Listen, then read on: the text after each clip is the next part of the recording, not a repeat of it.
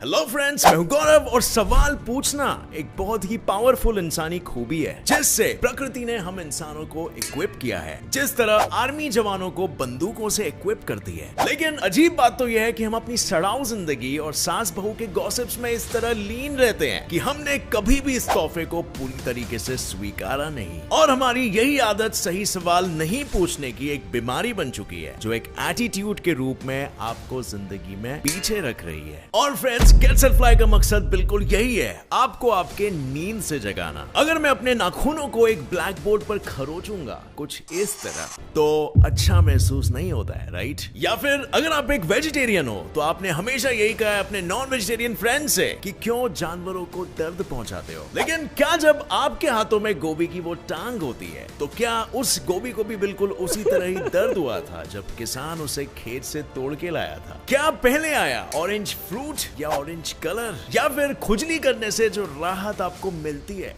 वो राहत आपको आखिर क्यों मिलती है? सो फ्रेंड्स, ऐसे ही कुछ बहुत ही क्यूरियस क्वेश्चंस को आंसर करने के लिए आज की ये वीडियो डेडिकेटेड होने वाली है और आपको पता चलने वाले हैं कुछ ऐसे माइंड ब्लोइंग फैक्ट्स जो आपको इस दुनिया को देखने का एक अलग ही नजरिया देने वाले हैं। So without wasting any time, let us get started with today's video titled 6 most googled questions ever part 2। Number 1, why do we cringe when we hear the sound of fingernails against a chalkboard? Friends, क्या आपको याद है वो school का वो typical सा scene जब teacher चौक का नया डब्बा लेकर खुशी खुशी अपने क्लास आती है और एक ब्रांड न्यू चौक को निकालकर जैसे ही टीचर उस चौक से लिखती है वैसे ही आती है एक भयानक सी, दर्दनाक सी, रोंगटे खड़े कर देने वाली आवाज, और इसके बारे में बस सोच के ही कैसा तो भी होता है, राइट? लेकिन यही बचपन की याद को याद करते करते मेरे मन में भी यही सवाल आया कि आखिर ऐसा क्यों होता है? आखिर क्यों इस आवाज से आपकी बॉडी को इतनी ज्यादा नफरत है? I mean, रोज हम कई सारे इरिटेटिंग आवाजें सुनते हैं जैसे गाड़ियों की आवाज या ड्रिलिंग की आवाज, लेकिन उन सभी आवाजों से हमारे शरीर को वैसा रिस्पॉन्स नहीं मिलता जैसे इस आवाज से आता है। तो इसे समझने के लिए आपको सबसे पहले समझना पड़ेगा एक रिसर्च के बारे में जो 1986 में न्यूरो साइंटिस्ट द्वारा की गई थी। इस रिसर्च में कुछ लोगों को 16 अलग अलग साउंड्स का एक लिस्ट दिया गया और उन्हें इन साउंड्स की बदसूरती पर रैंक करने को कहा गया। अब इस स्टडी में वो साउंड जो सबसे ज्यादा लोगों ने चूज किया, जैसे फोर्क का किसी बर्तन पर घिसना या एक ब्रेक का तेजी से लगना, इन सभी आवाजों में एक कॉमन बात थी, वे सभी की फ्रीक्वेंसी 2000 से 5000 हर्ट्ज के बीच में थी। और गौर फरमाने वाली बात तो ये है फ्रेंड्स कि इस फ्रीक्वेंसी रेंज के लिए हमारे ईयर्स सबसे ज्यादा सेंसिटिव होते हैं। और आखिर सेंसिटिव क्यों है? इसका जवाब हमें मिलेगा हमेशा की तरह एवोल्यूशन में, जब कुछ रिसर्चर्स ने इन्हीं आवाजों को और इनके जैसी फ्रीक्वेंसी वाली आवाजों को मैकाओ मंकीज के डिस्ट्रेस कॉल से कंपेयर किया। डिस्ट्रेस कॉल्स वो कॉल्स होते हैं जब ये जानवर मदद की पुकार लगाते हैं जब ये खतरे में होते हैं। और एक बहुत ही इंटरेस्टिंग कोरिलेशन मिला कि यही बंदरों की डिस्ट्रेस कॉल्स की जो फ्रीक्वेंसी थी वो फ्रीक्वेंसी यही आवाजों की फ्रीक्वेंसी जो हमें इरिटेट करती है से टोटल मैच करती थी। और इसी वजह से एवोल्यूशन के चलते आज की तारीख में हमारा इन आवाज से एक स्ट्रॉन्ग खिरना एक तरह से हमारे बॉडी का एक रिफ्लेक्स मैकेनिज्म है उस चीज को अवॉइड करने के लिए। इसके अलावा एक और एक थियरी इस क्वेश्चन का आंसर देती है और उसके हिसाब से हमारा इंसानी कान एनाटॉमिकली ऐसे डिजाइंड है कि वो साउंड के कुछ फ्रीक्वेंसीज की आवाज को बढ़ा देता है टू द पॉइंट कि उससे आपको फिजिकल पेन महसूस हो सकता है और यही फिजिकल पेन फिर ट्रिगर करता है हमारे ऐसे रिस्पॉन्स को। अब फ्रेंड्स, आपको इन दोनों में से कौन सी थियरी ज्यादा सही लगती है? Comment down below and let us know. लेकिन फ्रेंड्स, आगे बढ़ने से पहले जरा कुछ सेकंड्स बात कर लेते हैं हमारे आज के इस वीडियो के वंडरफुल स्पॉन्सर MPL ऐप के बारे में। MPL वो ऐप है जिसके ब्रांड एम्बेसडर खुद हमारी इंडिया की शान विराट कोहली भाई है और इसमें बेसिकली आप 50 से भी ज्यादा गेम्स जैसे cricket, carrom, chess, PUBG, quiz, fruit chop etcetera खेल सकते हो और अपनी स्किल के बेसिस पर पैसे कमा सकते हो। पैसे आप आसानी से विड्रॉ कर सकते हो अपने पेटीएम में या फिर UPI के थ्रू। करो। सो अभी ही डाउनलोड कीजिए MPL ऐप, नीचे डिस्क्रिप्शन में दिए लिंक पर क्लिक करें और 10 रुपए का फ्री बोनस कैश पाइए। Number 2, which orange came first, the orange fruit or the orange color? अब ये तो बिल्कुल वही बात हो गई कि what came first, chicken या egg। लेकिन unlike that question, इसका एक्चुअली में एक सर्टेन आंसर है। ऑरेंज ये शब्द का जन्म हुआ था संस्कृत लैंग्वेज में। एंड बिल्कुल friends, that's correct. Sanskrit language में ऑरेंज को नारंग करके बुलाया जाता है। नारंग को एक ट्री माना जाता है और ना कि सिर्फ उसके फ्रूट। और फिर भारत से जब नारंग के झाड़ यूरोप में ट्रेड किए जाते थे बाय अरेबिक ट्रेडर्स, तब अरबी लोग इस झाड़ को नारंज बुलाने लगे और पर्शियन ट्रेडर्स नारंग, जो फिर यूरोप पहुंचने के बाद पॉम डे ऑरेंज नाम से ट्रांसलेट किया गया, जिसका लिटरल मीनिंग होता है fruit of the orange tree. और जैसे जैसे ये शब्द आगे इवॉल्व होने लगा, इवेंचुअली इस नाम का मतलब ही चेंज हो गया और ऑरेंज फ्रूट को डिनोट करने में यूज होने लगा, ना कि ऑरेंज ट्री को। एंड इवेंचुअली मिडिल इंग्लिश बोलने वाले लोगों ने इसे सिंप्लीफाई करने के लिए ऑरेंज बोलना शुरू कर दिया इन द 1500s। और इसके लगभग 100 साल बाद 1600s में ऑरेंज शब्द पहली बार कलर के लिए यूज किया गया। और क्या आप इमेजिन कर सकते हैं कहां पर? वेल, एक विल पर, जो मरने से पहले इंसान की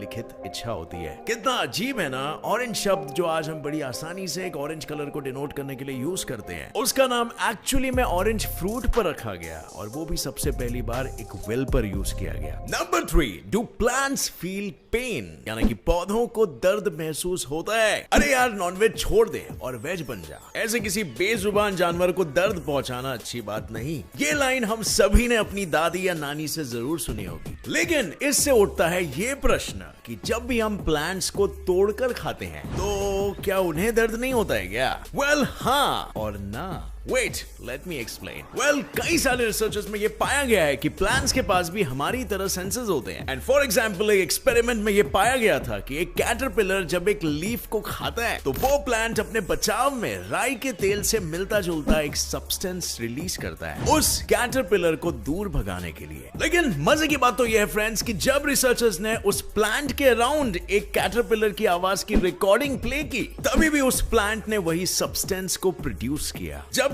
कैटरपिलर का तो आसपास कोई नामो निशानी नहीं था। और अब सवाल ये आता है कि उस प्लांट ने उस रिकॉर्डिंग को आखिर सुना कहां से? क्या उसके पास भी हमारी तरह ही कान होते हैं? Well, wait and watch. हम सब जानते हैं टच मी नॉट प्लांट को, जो खतरा महसूस होते ही पहली फुर्सत में अपने लीव्स को बंद कर देता है। जैसे फॉर एग्जांपल, जब कोई उसे टच करे या कोई कीड़ा उसे खाने को आए। इसी प्लांट को लेकर साइंटिस्ट ने एक बहुत ही इंटरेस्टिंग सा एक्सपेरिमेंट प्ले किया। साइंटिस्ट ने इस प्लांट को बिना किसी वार्निंग के 12 इंच की हाइट से नीचे फेंक दिया। और ये हाइट इतनी थी कि प्लांट को स्ट्रेस तो फील हो, लेकिन इतनी नहीं कि वो उसे कोई चोट पहुंचा सके। और प्लांट का रिएक्शन इस स्ट्रेस के प्रति काफी ऑब्वियस था। उस प्लांट ने अपने लीव्स को अंदर बंद कर दिया। लेकिन मजे की बात तो ये थी कि ऐसे ही 5 या 6 ड्रॉप्स के बाद उसी प्लांट ने अपने लीव्स को अंदर बंद करना बंद कर दिया, मानो जैसे वो पौधा पहचान चुका था कि ये ड्रॉप मुझे नुकसान नहीं पहुंचाएगा। But friends, that's not it. जब साइंटिस्ट ने दोबारा ये एक्सपेरिमेंट 1 महीने बाद दोहराया, तो भी इसी प्लांट ने अपने लीव्स को अंदर की ओर कर्ल नहीं किया। और ये एक्सपेरिमेंट ने वैज्ञानिकों के होश उड़ा दिए। क्या इन प्लांट्स के पास भी हमारी तरह एक दिमाग है जहां पर सारा इंफॉर्मेशन स्टोर होता है और फिर इसे यूज करके वे सारा इंफॉर्मेशन रिकलेक्ट कर पाते हैं? And well, that's up for a debate. और हमें इसके बारे में और भी ऐसी ही बहुत बातें जाननी है। पेड़ पौधे इतने गजब होते हैं कि वे आपस में कम्युनिकेट भी कर सकते हैं। और क्या आपको ये फैक्ट पता था? इस फैक्ट का सबसे प्राइम एग्जांपल है ग्रास, यानी कि घास का। जब भी आपके गार्डन में माली घास काटता है तो एक अलग सी खुशबू आती है, एक सौंधी सौंधी सी खुशबू। आपने नोटिस किया होगा? वो सौंधी सी खुशबू असल में प्लांट्स का डिस्ट्रेस कॉल होता है, यानी बचाव की पुकार। जब भी घास कटते हैं तो वो एनवायरनमेंट में कुछ कॉम्पाउंड्स रिलीज करते हैं, जिससे कि बाकी के घासों को चेतावनी मिल सके कि कुछ बुरा आने वाला है। लेकिन इन सब के बावजूद भी प्लांट्स पेन को फील कर सकते हैं या नहीं, ये आज तक एस्टैब्लिश नहीं हो पाया है। एंड जब तक ये निश्चितता से स्थापित नहीं हो पाता है, तब तक going vegetarian I think is your best choice. Number 4, why are we afraid of the dark? तो चलिए फ्रेंड्स, अपना फेवरेट हॉरर सीन इमेजिन कीजिए। आई एम प्रीटी श्योर उसमें 2 चीजें तो होंगी ही, घोर अंधेरा अपार्ट फ्रॉम भटकता हुआ भूत। और अब भूत नहीं होते हैं, ये तो हम पहले ही प्रूफ कर चुके हैं ऊपर इस वीडियो में। लेकिन हमें घोर अंधेरे से इतना डर क्यों लगता है? वेल, एक इंसान को 4 से 5 साल की उम्र तक सबसे ज्यादा डर लगता है, जो 9 साल की उम्र तक आते आते कम हो जाता है, लेकिन पूरी तरह खत्म कभी नहीं होता। निक्टोफोबिया वो मानसिक बीमारी है जिसमें लोगों को रात से या अंधेरे से काफी डर लगता है, और इसके पीछे काफी कारण हो सकते हैं। जैसे फॉर एग्जाम्पल, हम जब भी एक हॉरर मूवी देखते हैं और उसमें एक काली अंधेरी रात में एक भूत लोगों को मारने निकलता है, तो हम भी अंधेरे में उसी सीन को इमेजिन करने लगते हैं। और ये एक केस है जिसे कहते हैं कंडीशनड रिस्पॉन्स का। Let me explain. आसान शब्दों में, आपके ब्रेन ने उस हॉरर सीन को अंधेरे से एसोसिएट किया, और अब आपका दिमाग अंधेरे में वही सीन को बार बार रिप्ले करता रहेगा, और वो इमेजिन करेगा कि अपने साथ भी वही होगा जो सीन में हुआ था। लेकिन ये एक्सप्लेनेशन तो जायज लगता है। I mean, आप जो देखोगे वही सोचोगे, राइट? लेकिन क्वाइट सरप्राइजिंगली ये रीजन लोगों के डरने का कॉमन रीजन नहीं है। रिसर्चर्स में पाया गया है कि most fears are actually acquired by instructional fear acquisition, यानी जो आप सुनोगे या जो आपको बताया जाएगा जिससे डरना चाहिए, उसी से आप डरोगे। फॉर एग्जाम्पल, अगर आपकी मॉम ने आपको अंधेरे से दूर रहने के लिए कहा, या किसी हॉरर मूवी में आपने सुना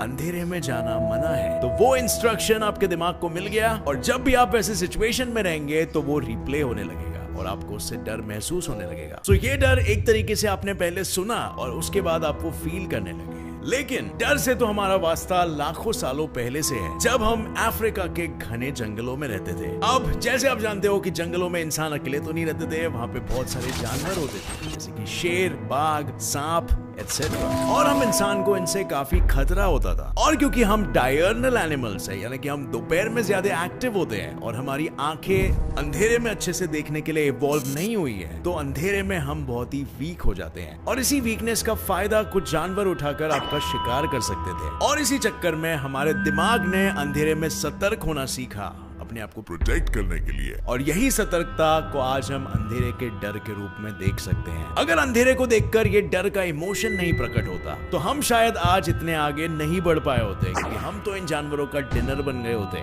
number 5, what if Jupiter never existed. अब फ्रेंड्स, आपने राहुल द्रविड़ का तो नाम सुना ही होगा। जब भी इंडियन क्रिकेट टीम किसी मुसीबत में फंस जाती है, राहुल द्रविड़ एक वॉल की तरह पिच पे खड़े हो जाते और टीम का बैकबोन बनकर उनका हौसला बढ़ाते। और अगर फ्रेंड्स हमारे सोलर सिस्टम की हम बात करें, तो यहाँ पर जुपिटर अर्थ के लिए एक दीवार बनने का काम करता है, और वो सभी एस्टेरॉइड्स जो हमें किसी भी वक्त ठोक सकते हैं की मार खुद झेल लेता है। हमारे सोलर सिस्टम के स्पेस में मिलियंस ऑफ एस्टेरॉइड्स यहाँ आवारों की तरह फ्लोट करते रहते हैं, जो जब चाहे किसी भी ग्रह के ग्रेविटी से अट्रैक्ट होकर बिन बुलाए मेहमानों की तरह टपक पड़ते हैं और कभी भी एक्सप्लोड कर सकते हैं। और जैसे कि आप जानते हैं कि हमारे सोलर सिस्टम में जुपिटर वो सबसे बड़ा ग्रह है, और इसकी ग्रेविटेशनल फोर्स अर्थ के ग्रेविटी से 15 टाइम्स ज्यादा है। अर्थ और जुपिटर का कंपैरिजन करना मानो चींटी और हाथी का कंपैरिजन करना, क्योंकि हम एक जुपिटर के अंदर में 1300 अर्थ्स को फिट कर सकते हैं। और जुपिटर अर्थ का किस तरह से मदद करता है, आप जानना चाहते हो? चलिए मान लीजिए जुपिटर को अपने अस्तित्व से हटा दिया गया है, उसके बाद क्या होगा? वो सारे मून्स और पत्थर जिसे जुपिटर ने अपने ऑर्बिट में बनाए रखा है,